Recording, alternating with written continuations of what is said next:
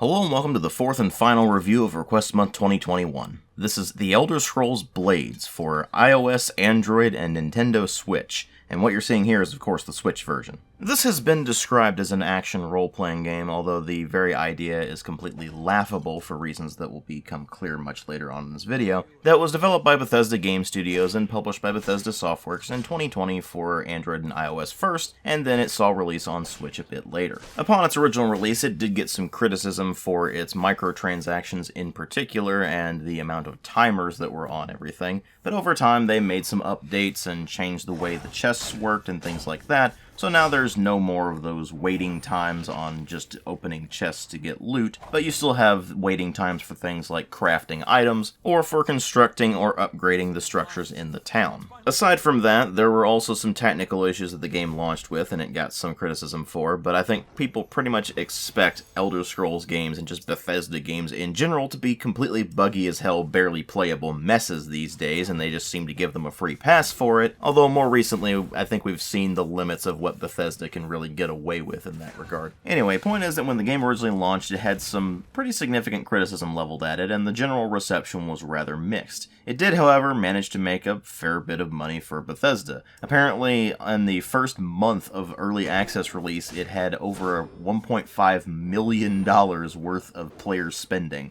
which it's sad to say is not remotely surprising for any free-to-play game these days, but it's even less surprising for a game like Elder Scrolls. And don't get me wrong, I understand the need for a video game to make money. It is a business after all, and with a free-to-play game in particular, they have to find some way to get money out of it. But that $1.5+ million worth of player spending was in the first month of early access release, and that was when they were doing those extremely predatory microtransactions. And if we extrapolate that the same amount of sales would occur from when that started on up until they removed some of those predatory microtransactions, that's about 7 months worth of awful microtransactions, making Bethesda over $10.5 million.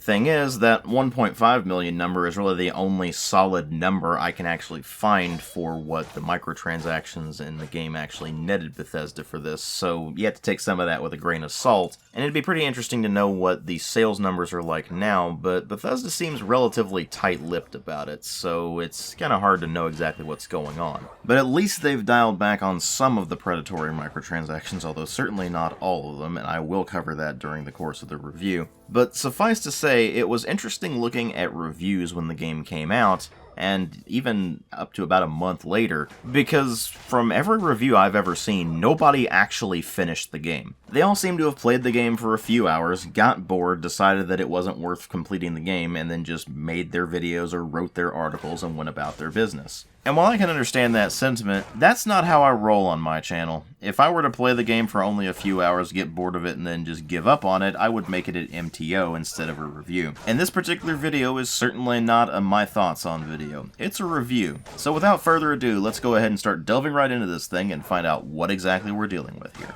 And like always, we'll go ahead and start with the presentation, which is certainly limited by the platforms that they chose to release this on. Remember, this was originally designed for iOS and Android, and then it was ported over to Nintendo Switch. Now, we've seen some pretty decent-looking Nintendo Switch games, but The Elder Scrolls Blades is not one of them. Now, don't get me wrong, the last couple of entries in the Elder Scrolls series haven't exactly been the best-looking games. I mean, Skyrim is just ugly. And the Elder Scrolls Online was just decent looking, it wasn't amazing or anything. But then you have the Elder Scrolls Blades, which mostly reuses assets from the Elder Scrolls V Skyrim, but with considerably lower resolution textures and also slightly lower poly modeling, which means that this game is incredibly ugly to look at. And while it certainly doesn't help that the FOV is extremely low in this game, having to be somewhere around 35 to 40 degrees, at least that's what it feels like, because I'm almost instantly nauseous if I play this thing on a screen larger than just the Switch handheld screen itself. What ultimately makes things even worse is that even though the graphics themselves are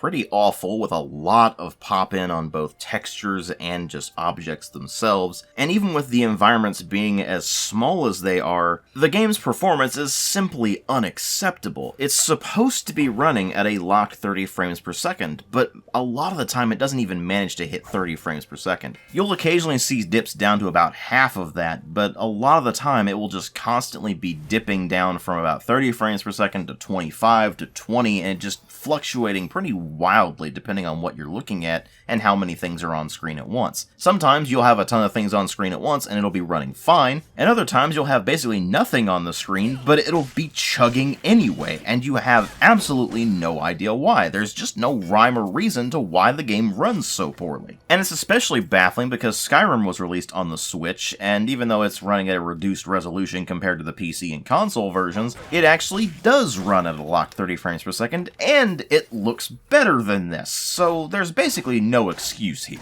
And as if performance issues weren't enough, there's also some weird glitches you're going to have to deal with. I had several instances where the game just straight up crashed to the Switch OS, and that was irritating. I had one instance where the game crashed to the Switch OS, and then I would try to go back into it, and it just utterly refused to let me back into the game. It just kept crashing back to the menu, so I ended up having to uninstall and reinstall the game to get it to work again. And then on top of that, there's been a recurring issue where I'll go to swing the sword or mace or whatever I'm using at any given point, and the weapon will just get stuck in the ready position, and the way you have to fix that is by going into the menu and then going back to the game, and then it will just reset it back to the resting position. That's been an issue they haven't fixed since the game launched out of early access in May of last year. And from what I've seen, that's actually a pretty common issue, so either they just don't care enough to fix it, or they can't figure out how to fix it. And knowing Bethesda, it's probably a combination of both. So the visuals and the engine are a mess, but what about the sound design? Well, for the most part, it's passable. It's got a pretty decent soundtrack that's certainly fitting for Elder Scrolls, but it's nothing all that impressive, and you're going to be hearing the same about 3 or 4 tracks over and over again the entire game. There's barely any variety to it at all.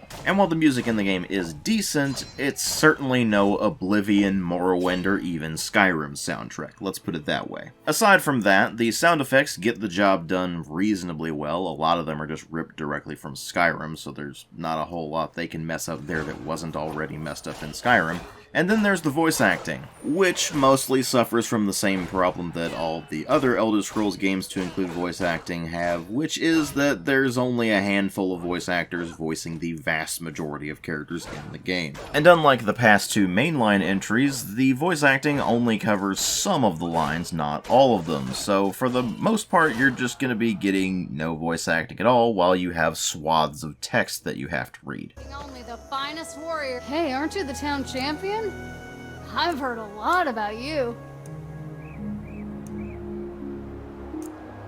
Thing is, while fans of Oblivion and Skyrim might go into this and say, oh no, the dialogue's not all voice, that's terrible, it's actually completely understandable given the limitations this game was designed around. They were dealing with mobile devices that have very limited storage space available, and so they wanted to keep the disk space requirements for the game rather low. So when you keep that in mind, it's completely understandable and it really doesn't end up being a negative, although they could have certainly pushed things a bit more on the Switch, because the Switch has considerably more space available on it. Now that said, the voice acting itself is really not very good. It's not terrible either, but through a combination of the characters just not really sounding all that interested in what they're doing, and the script itself, it just ends up falling flat for the most part. And thus, when you bring all of the presentation together, you end up with sound design that is fairly decent, but the voice acting does suffer a bit, and visuals that are just downright ugly, all running on an engine that is not particularly stable or well-performing.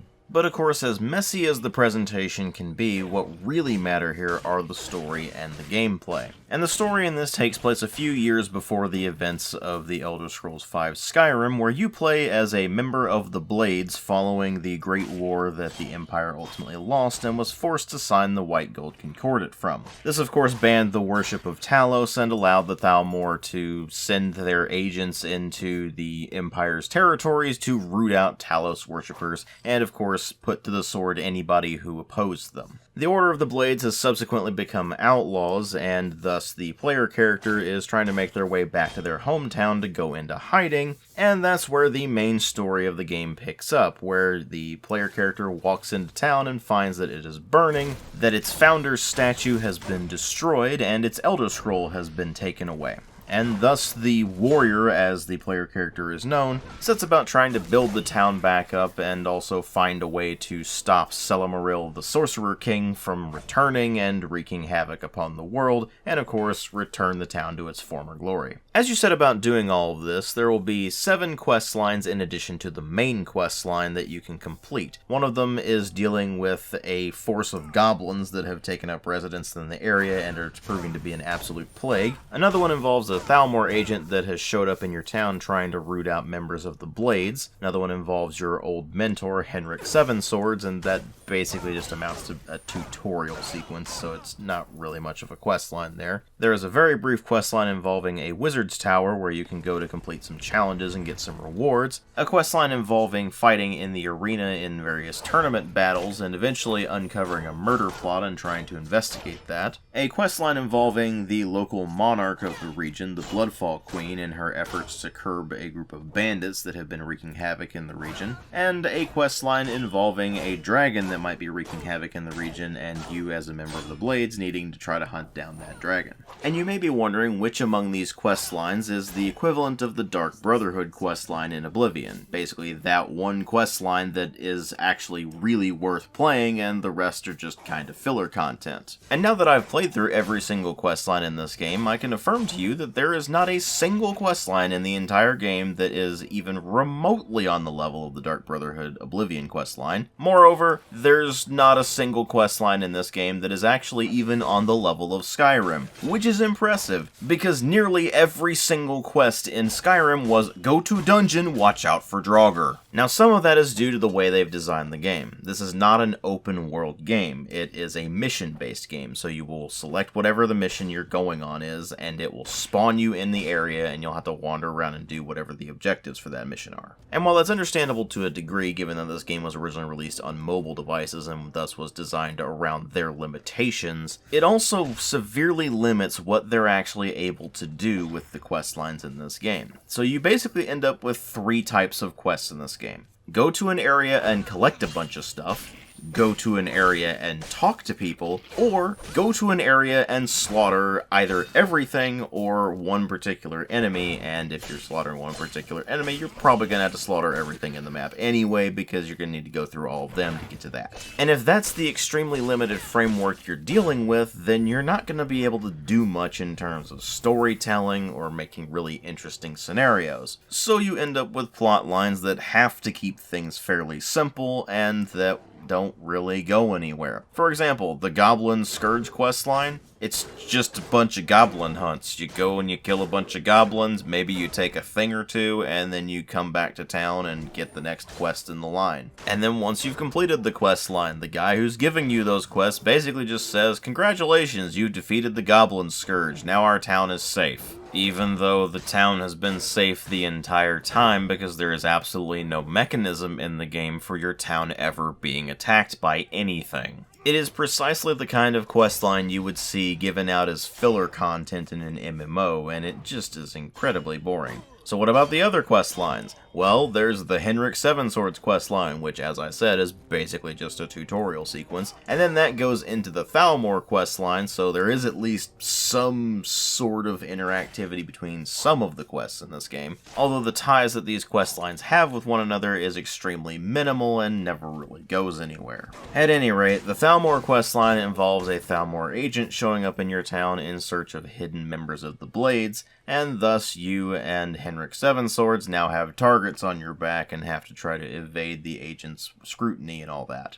What ensues is a questline where you're basically just trying to send the Thalmor agent on a wild goose chase and get them to eventually go away, And of course it doesn't work. Of course you have to kill the Thalmor agent by the end of it. And of course Henrik Sevenswords doesn't make it out of this alive. This isn't just the Bethesda writing team we're dealing with here. It's the Elder Scrolls Blades, so everything has to be as simple and trope-filled as possible. So of course Henrik Sevenswords has to bite it by the end of the questline. He's a mentor character, so the trope dictates that he must be killed off to give the player character some motivation for going after the person who did him in. Not that that really matters all that much when it's as impossible as it is to actually get invested in the quest lines in this game, but I digress. Once you've gotten through the Thalmor questline, you have defeated all of the agents of that particular detachment, and the only time you're ever going to run into Thalmor agents in the entire game again is if you go on the randomly generated jobs and they just happen to be one of the enemies you run across. Thus, much like with the Goblin Scourge questline, doesn't really go anywhere. Then, of course, there is the Bloodfall Queen questline, where you're trying to deal with her bandit problem.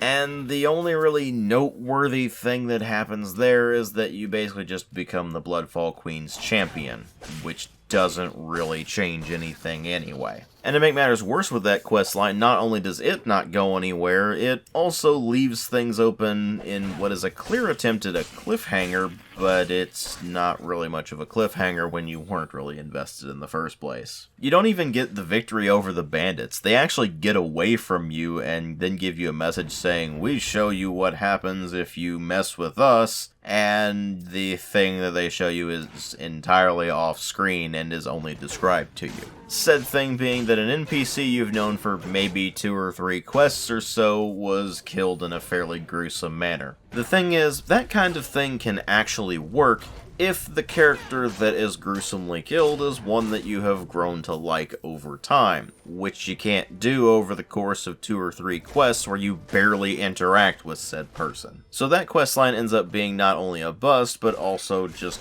unresolved in general, so that's no good. Then there's the Dragon Slayer questline, where there's reports of a dragon plaguing the area, and since you're a member of the Blades, your order was tasked with fighting the dragons. This of course means that as a member of the Blades, it's your problem to deal with, so you go off and you try to deal with it. And you may be thinking to yourself, okay, well cool, that means that we're gonna have this long questline resulting in a big fight with a dragon. And you would be horribly wrong, because the final boss fight of this particular questline is not against a dragon. It's against a warrior from Hammerfell with a curved sword. Talk about anticlimactic, right? Moving on, there is the Arena questline, which is actually the longest questline in the game if you count the sheer number of quests. It is 31 quests. It's actually more quests than the main story of the game. Main story is 25 quests. The thing is, most of the arena quests are actually just tournament fights, so you end up only having 5 actual quests in it, and the rest is all just tournament fights. And as you continue to go up through the tournament ranks, you will eventually find that someone has been murdered and you need to investigate it. Although I use the term investigate lightly because that basically just involves asking a few people a few questions, and when your line of inquiry doesn't really go anywhere, eventually you are basically just given the solution on a silver platter. You are invited to a specific location where the murderer confesses what he has done and why he has done it. And once you've solved the murder, then you have the final few tournament fights until eventually you get to the Arena Grand Champion, who of course had a role to play in the murders because again, this is the Elder Scrolls Blades and everything has to be simple, straightforward, and trope-filled. So you end up fighting a death match with the champion, and once you've beaten him, you are the new Arena Grand Champion. Congratulations! Then there's the Wizard Tower questline, which is only 3 quests long, and it's basically just completing a few challenges that the wizard proposes to you and then collecting a reward for participating. So there's really not much to that one at all. But then there's the main questline, where you are trying to build up the town and ultimately take on Selamoril the Sorcerer King. And let me put it this way. The early 80s called, they would like their plotline back. Just stop me if you've heard this one before. There's an evil wizard who has turned himself into a lich, and he is incredibly powerful. He's about to unleash his undead horde upon the world in a bid for world domination, and it is only our illustrious hero who can find all of the Varla stones and conduct a ritual spell to seal him away. Yeah, if you've been playing JRPGs or proper role-playing games, whether that be tabletop or CRPGs, as long as I have, you've probably gone through pretty much that exact quest line at least dozens of times. I mean, hell, even in the 80s that was considered a generic plot line, let alone almost 40 years later. And look, I get that the game is limited due to being designed primarily for mobile platforms and then ported over to a proper gaming system like the Switch, but that's no excuse for the main questline in this game being that generic, bland, and uninteresting. And while once you've completed that questline, the folks around your town will start saying, "Thank you for what you did, warrior," that's basically where everything ends in this game. There's no real effect that any of this has on really anything at all. Apart from the town's destruction at the very beginning of the game before you even arrive, there's not anything that affects the lives of the people in your town, really. Oh, they'll certainly act like it does, but in reality, they just stand around and do nothing the entire game. And the solution to literally every single one of their woes is just for you to go off and do a generic dungeon crawl, whack a bunch of things in the face, and then come back. It's the Skyrim problem, but amplified considerably, because even Skyrim has some variety in the quests. It's not a lot, but it's certainly got more variety than this. And hell, at least a game like Skyrim actually has locations that are a specific place in the world instead of just a bunch of tile sets that are cobbled together to create procedurally generated areas. Because that leads me to the real problem with the Elder Scrolls Blades. It's not the writing. The writing is bad, don't get me wrong. But it's not so bad that you can't ignore it and try to focus on the gameplay. So how is the gameplay of the Elder Scrolls Blades? Well, if you go by what Todd Howard himself said at E3 2018, it is, at its heart, a pure Elder Scrolls game. A massive first-person RPG with console-quality graphics. He also said you can create your own character and be whoever you want to be. He said it's not just dungeons, it's also incredible outdoor areas. He said that the dungeons are both procedurally generated and handcrafted, harkening back to the original Elder Scrolls game, Elder Scrolls Arena. He said this is an Elder Scrolls game where you can play however and wherever you want. But as we know, what Todd says doesn't always end up being reality. After all, it just works, right? And in case you forget anything that he said about the Elder Scrolls Blades in that particular presentation, don't worry, I will remind you when it comes up. So let's go ahead and start with character creation, which is a hallmark of the entire Elder Scrolls series going back to the very original game, the Elder Scrolls Arena. You actually don't go through character creation first. The first thing you do is go through a brief sequence where you're wandering through an area and having to fight off a few bandits, and then once you've gotten through that, you get to the town itself and find it in ruins, and you start talking to the town elder, and that's when character creation begins. You start the process off by selecting your race and gender, and the race, like it always does, plays a role in what bonuses you have to certain abilities. For example, High Elves have 15% shock resistance as well as 5% extra magicka regeneration, whereas Bretons have 10% spell resistance and 5% extra damage with longswords, war axes, and maces. Once you've selected those, then you move on to character customization, where you choose how your character looks from a selection of presets as well as a few extra variables that you can tweak here and there. Once you've completed character creation and named your character, then you will move on to completing the rest of the tutorial, which will introduce you to how to go on quests as well as how to use the town building mechanics, and from there the game will let you loose and you'll be able to go on quests and rebuild the town and so on and so forth. By this point, you will have leveled up, which will introduce you to the leveling system. Whenever you level up, you are given a number of skill points, which is based on whatever your level is, as well as some sort of level up reward item, whether that just be currency or the premium currency, which is gems, or it could just be a set of items like, say, potions of healing or crafting materials or something along those lines. And in addition to all of that, you choose which attribute to improve. Now, again, in Skyrim, you could choose health, stamina, or magicka. In Blades, you can only choose stamina or magicka, and it only increases by 10 points per. You may ask yourself why they removed the health from this selection, and that is because health just automatically goes up by 10 points every time you level up anyway. In addition, you may think to yourself, wait a minute, skill points, what about perk points? Well, the thing is, they have actually removed skills from the game entirely, at least in the traditional Elder Scrolls sense. You don't improve things like the long blade or short blade skill or anything like that anymore, or I guess in Skyrim, one-handed and two-handed weapons.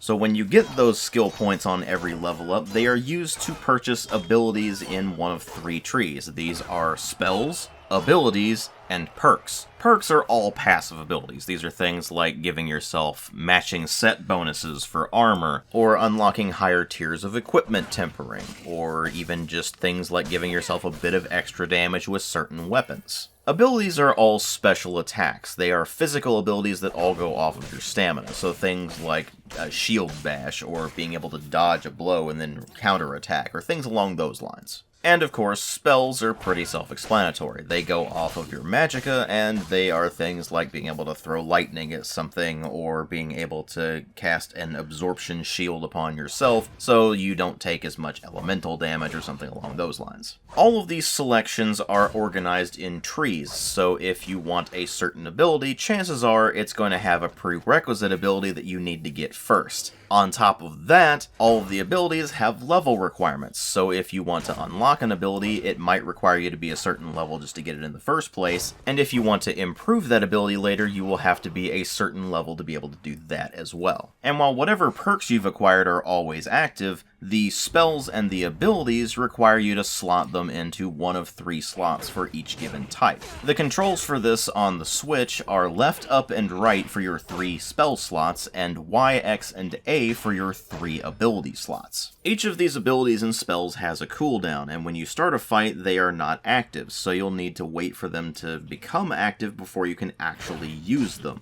And then you had to wait for the cooldown to finish before you can use them again, of course. The thing is, you can only do any of these things in combat, so none of your spells and none of your abilities have any utility outside of fighting things. And you don't even get access to healing magic. If you want to heal yourself, you have to use potions. And whenever you drink a potion, it takes a brief amount of time before it actually replenishes the full amount of health it's supposed to replenish. So they actually function more like potions of regeneration than potions of healing and pretty much anything else, and you can still take enough damage to bottom out your health while you're still supposedly replenishing said health from drinking healing potions. And whenever your health bottoms out, you air quotes die, although you never actually die in this game because there's no game over state. And whenever your health bottoms out, the game will present you with 3 options. Either you can accept a loss and go back to town and try to regroup for later and reattempt the quest later, or you can restart the entire quest or job that you're on, or you can use a revive scroll to instantly replenish your health, magicka, and stamina to maximum and continue the fight from where you just left off, with the enemy still having taken whatever damage you had already dealt to them.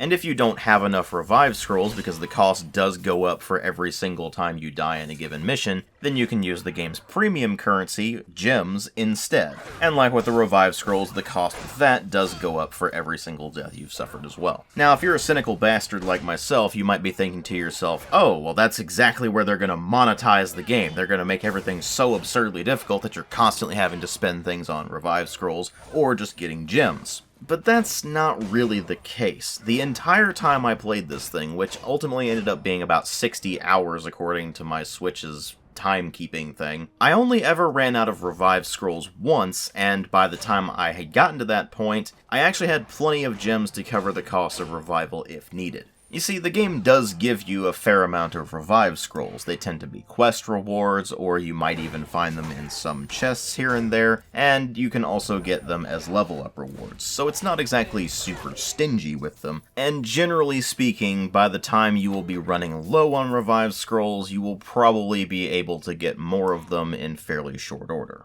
As for the premium currency, the gems, the game does give you those as rewards for quests, or as rewards for completing challenges and things along those lines, and you can find them from just wandering around and looting things, but it's at a very low trickle rate, so you're getting maybe a handful of them at any given point at most, and if you want to actually spend the gems on anything that's actually substantial, then it's going to cost you several hundred of them at any given point, which is going to take a long time for you to grind up. Now that said, even though the game isn't exactly stingy with the revive scrolls and is only somewhat stingy with the gems, the game's actual difficulty is completely all over the place. I have gone into situations that are considerably lower level than my character and gotten annihilated, whereas I've gone into some quests that were recommended at a player level that was considerably higher than what I actually was, for example, even up to about 15 levels higher than what I was, and yet I had absolutely no difficulty with it whatsoever. This is because the Elder Scrolls Blades is really not about how you stat out your character, because there's not really much customization you can even do there. You are always going to play some permutation of Battle Mage.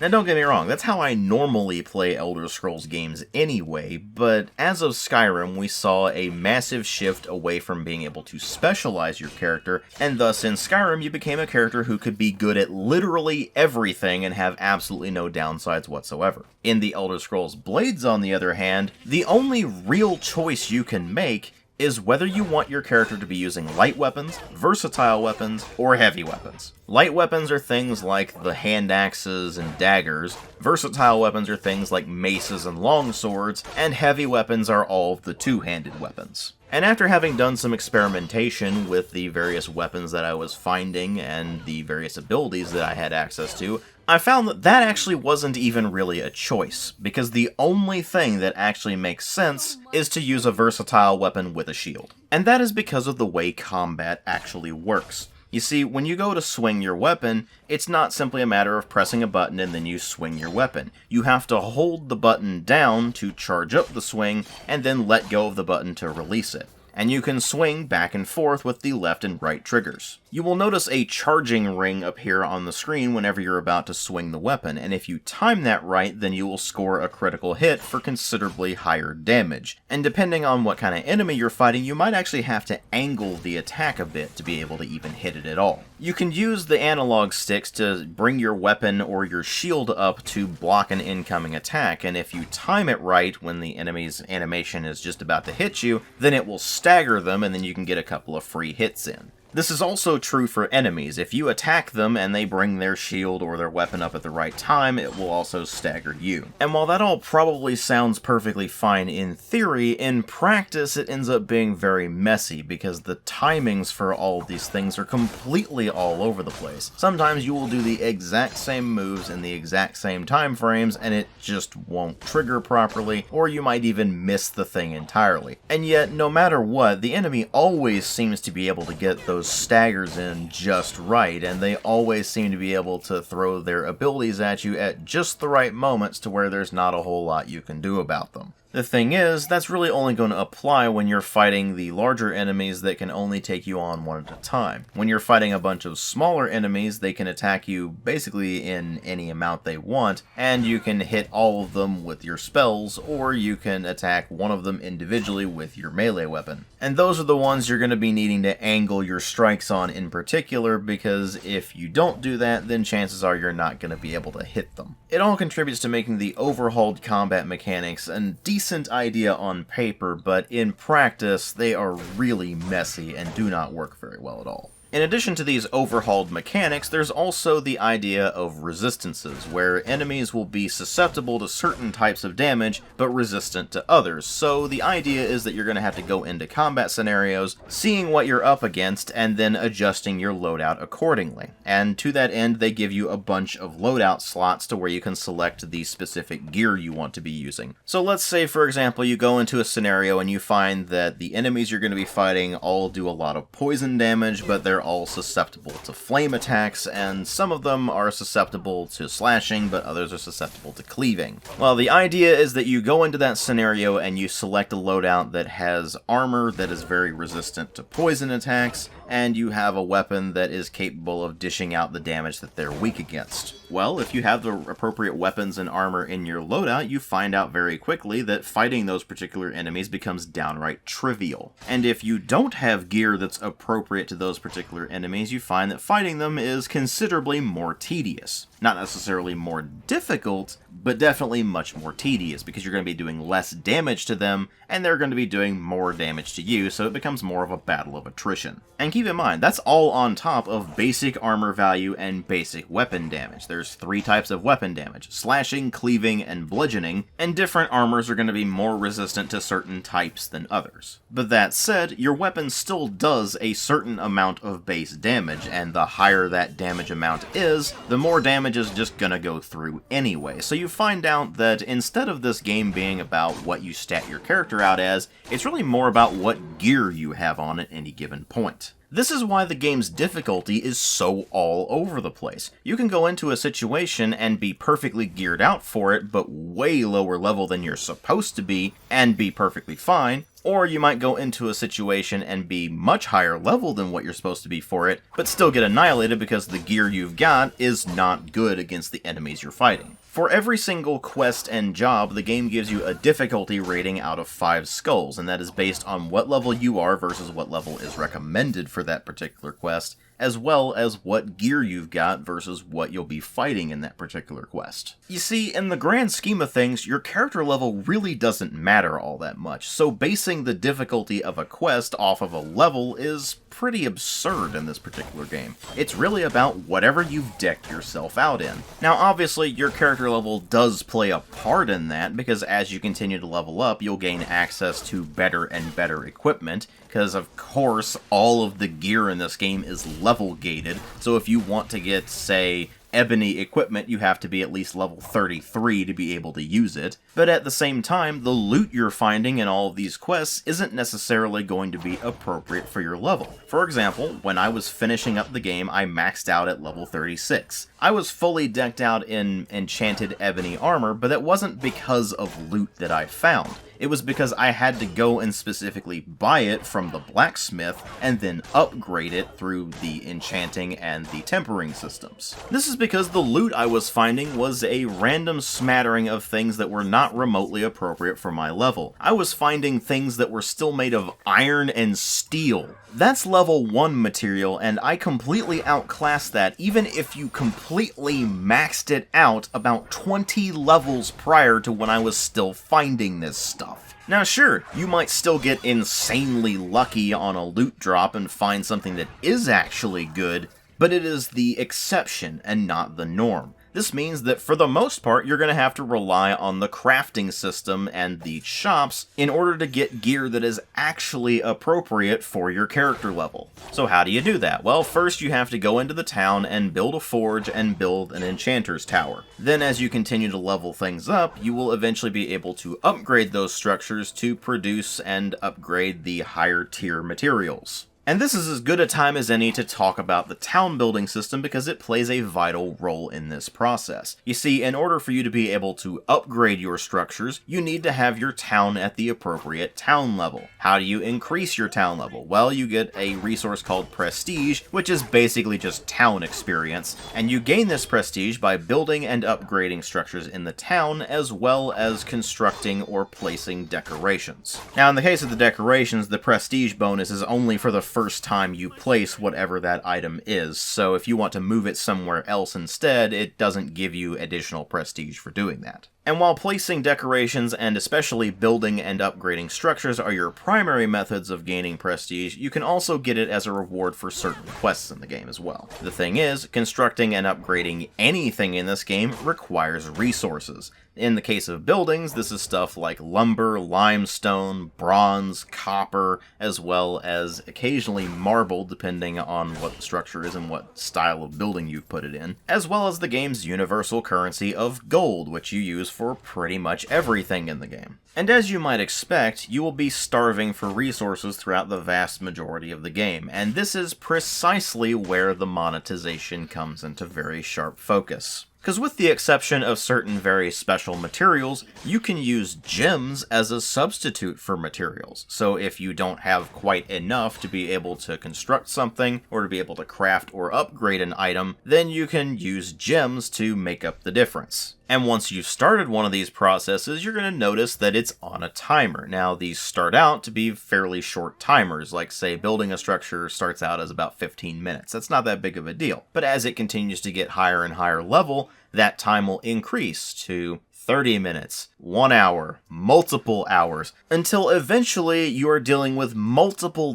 days before it finishes construction. And obviously once you get up to those higher waiting times, that gets pretty irritating. But Bethesda has put in a convenient solution for this. If you spend gems, you can skip the timers. Thing is, those timers start out with fairly small gem costs, and as the time goes up, the gem cost gets higher and higher. And if you're, say, upgrading a building, or you have an item being crafted or enchanted at that building, then you can't use that particular building's services until that upgrade or the crafting is done. Now, in the case of, say, the enchanter, that's not that big of a deal, because the only thing you would be using them for anyway, other than just enchanting something, is as a shop so you can sell some loot. But in the case of the smithy, that's actually a pretty nasty problem, because you need to repair your items. So the solution to that is to either do what I did, which is build an additional smithy later on, and just go to that one for repairs if I happen to have something crafting at the main smithy, or it's upgrading that smithy. Or you just spend the gems and instantly complete whatever that operation is. You see, that's what their monetization scheme is really all about. It is about being as inconvenient to the player as possible to push them into spending money on gems and such,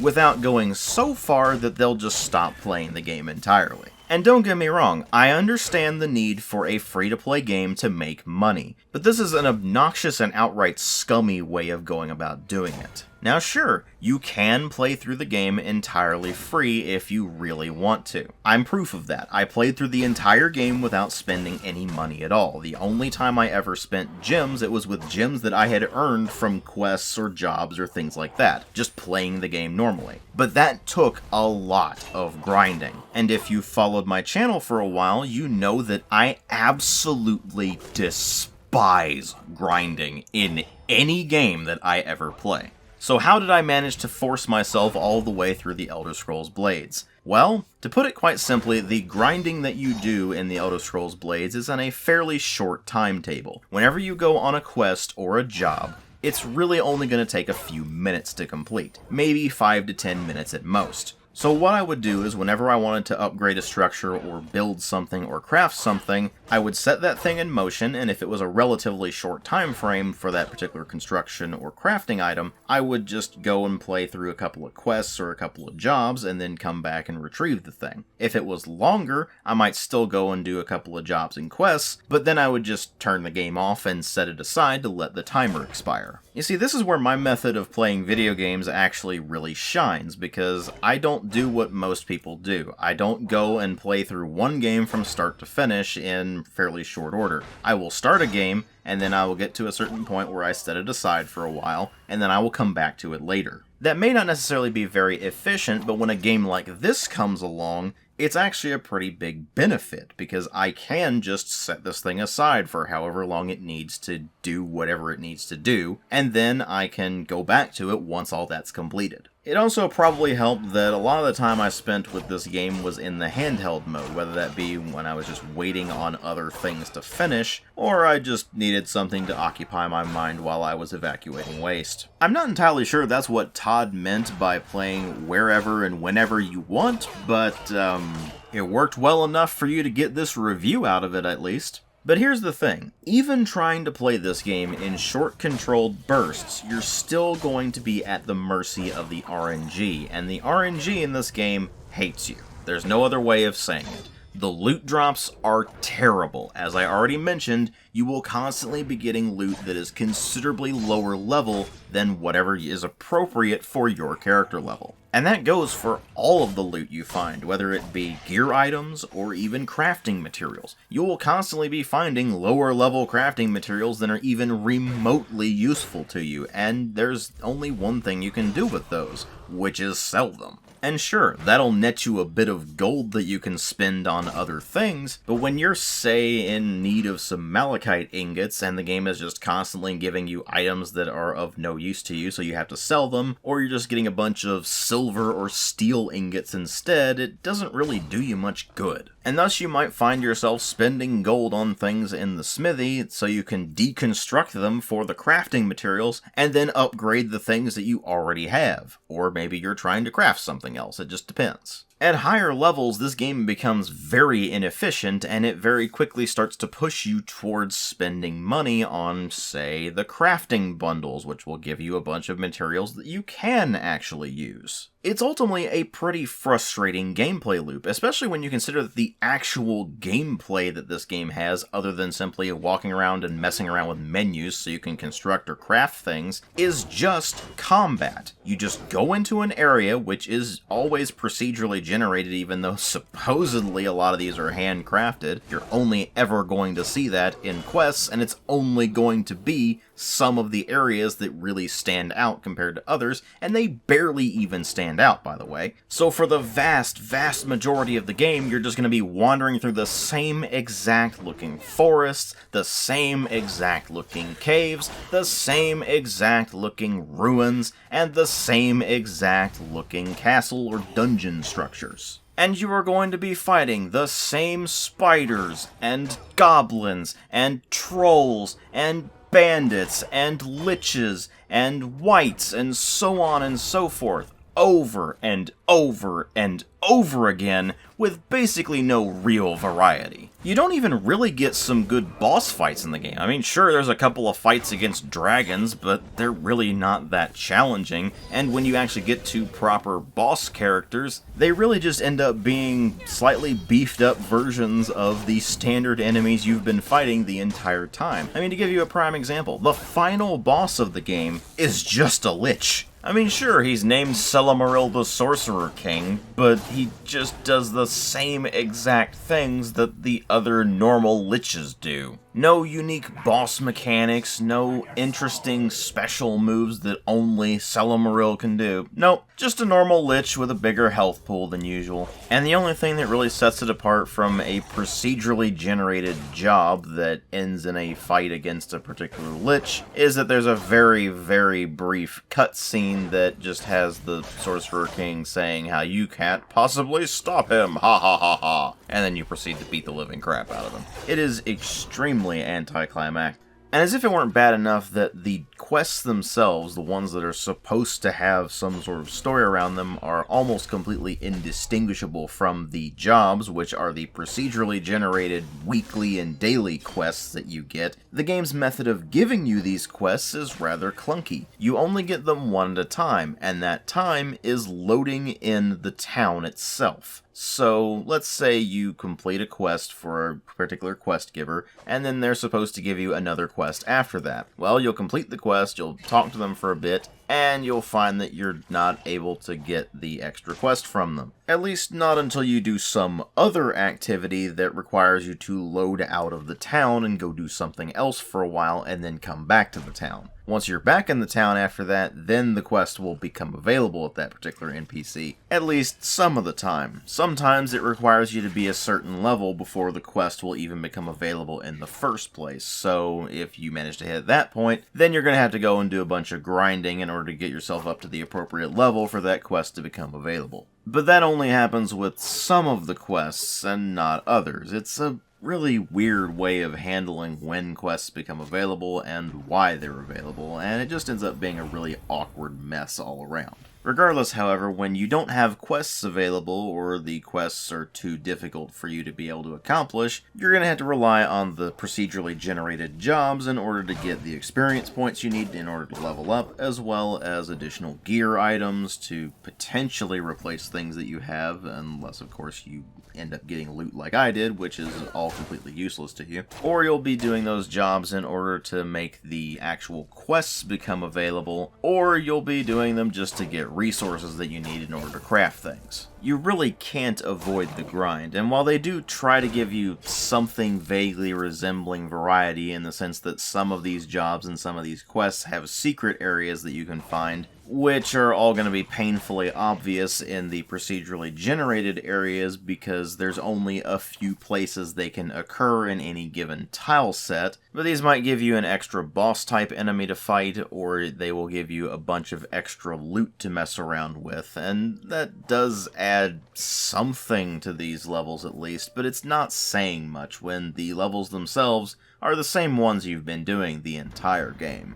To make matters worse, when you try to go outside of the quests and the jobs and do some of the extra side content, you find out very quickly that there's really not even any variety in that. I'll start with the Abyss because it's the one that was in the game from the beginning, and it's basically a procedurally generated endless dungeon, which is to say that you go between the floors, you fight anything in your path, and you just keep going. As you continue to go down floor by floor, you will get a randomly chosen reward that is given to you after a certain number of floors. The deeper you go in this dungeon, the higher level you're going to need to be because the enemies are going to get tougher and tougher, and eventually you will end up dying to whatever enemies you run across that are just way too powerful for you. At that point, you can leave the Abyss, and it will record what the deepest floor you managed to clear was, and then you can go back to that floor immediately when you go back into the Abyss. Unlike the jobs, though, the Abyss doesn't have any secret areas or even really any boss fights or anything like that. It's just you go down a floor, you'll fight maybe 3 or 4 enemies at most, you'll go to the next floor, you will repeat the process over and over and over again until eventually you manage to fail and have to leave the dungeon. This makes the Abyss a very tedious, very boring drag, and the only time I really messed around with it is when I got the challenges that came in, which gave me an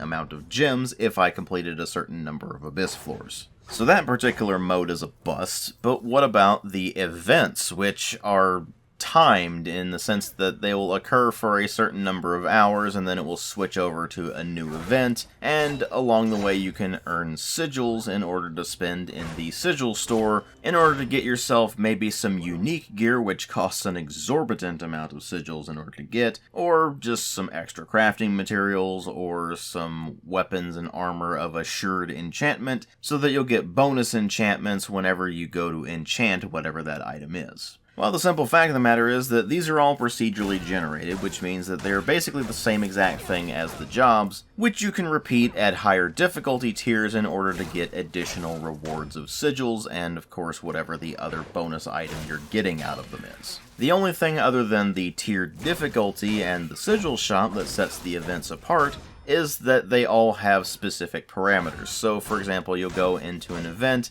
and it will only allow you to damage enemies with, say, shock attacks, or it'll only allow you to damage them with cleaving attacks, or something along those lines. And if you don't have appropriate gear for the situation, then there's no point in even attempting the event because you're not going to be able to do anything. And with the sigil shop prices being what they are, you're probably not going to want to mess with it too much because the rewards just aren't worth it. So that's another mode that's a bust, but what about the last remaining mode in the game? The Arena, aka the 1v1 PvP mode. Well, think of it this way. It's basically the same exact thing as the tournament arena fights in the single-player stuff, except that you're fighting against an actual player character instead. So, theoretically, there is a higher skill ceiling. The problem is that the netcode is really not very good, so it tends to be a bit laggy, and more importantly, the matchmaking is absolutely atrocious. And I don't just mean that it will cause the game to be very laggy because it selects poor connections.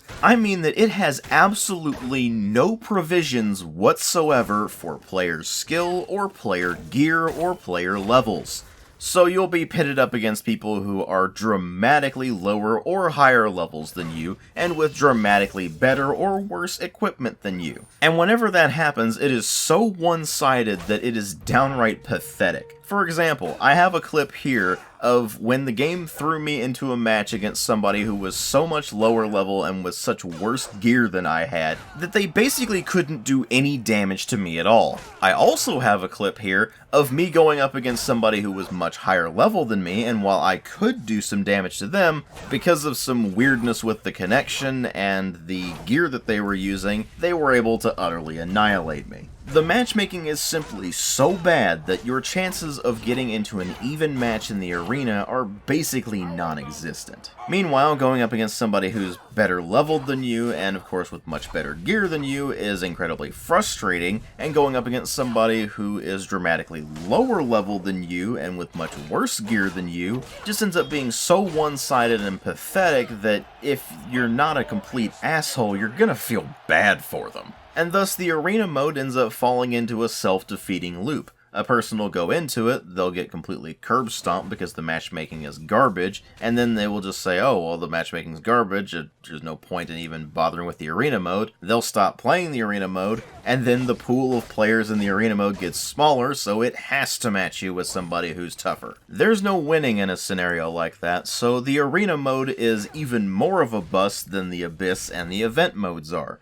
This means that really the only content in the game that is even the slightest bit palatable is the quests and the jobs, because even the town building mechanic is just so simple and straightforward that there's not really anything you can do with it. You have a very limited number of building slots available, and while you can build whatever you want in them, if you're building a shop, it takes up 2 spaces instead of just 1, and as it turns out, you actually have a very limited number of buildings available, so while you can build whatever building you want in a given slot, the options for what you can actually build there are so limited that it doesn't really matter. And sure, there are 3 types of building aesthetics, where you have wooden, which is the cheapest to build, stone, which is the second cheapest to build, although it does require the additional bronze resource, and then there is castle, which also requires the marble resource and is the most expensive out of the lot. And while those higher cost aesthetics certainly give you some extra prestige, the benefit there doesn't really outweigh the extra cost.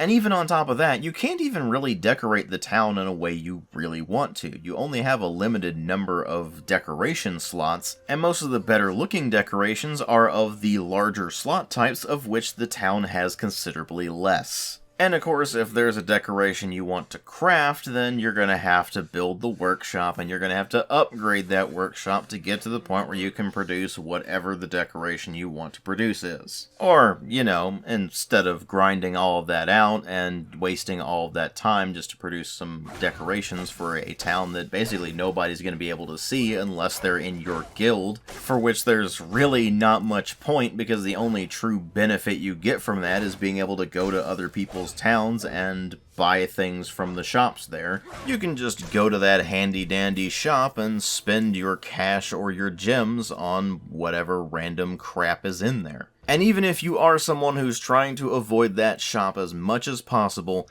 chances are you're still going to at least go to the shop page because you get a daily login bonus there. And of course, once you're already in there, they're trying to tempt you with whatever random crap happens to be in there at any given point. And even if you haven't gone into the shop yet for the day, you're still going to get notifications for it as you're wandering around the town. Because interrupting whatever it is you were currently doing in order to shove an advertisement in your face is clearly not going to be annoying at all. So what you're ultimately left with in the Elder Scrolls Blades is just a blatant cash grab. They are clearly trying to inconvenience the player as much as possible without getting them to stop playing the game, so they will spend as much money as they possibly can on a game that is so vapid and soulless it actually makes other mobile games look better by comparison. I mean, don't get me wrong, I don't really mess around with mobile games, so the only one I'm messing around with at all right now, other than the Elder Scrolls Blades, I guess, if you count playing it on the Switch as a mobile game,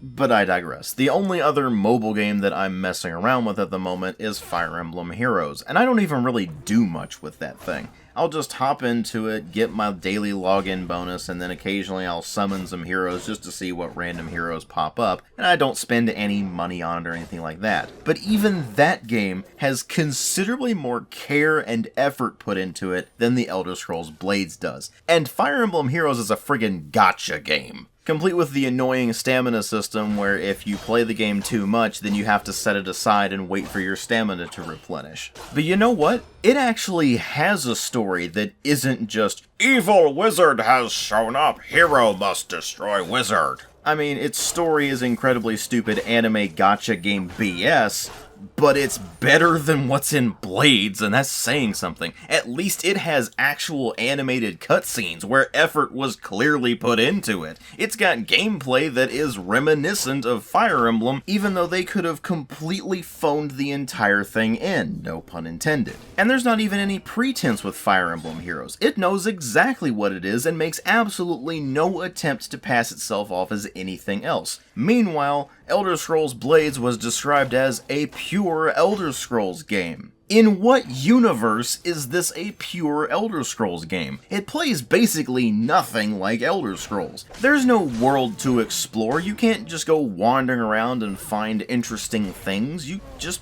are stuck with all of these procedurally generated corridors, more or less. And it just ends up all being extremely samey. I mean, hell, even Redguard and Battlespire did a better job with the world exploration than this. And they're awful spin-off games.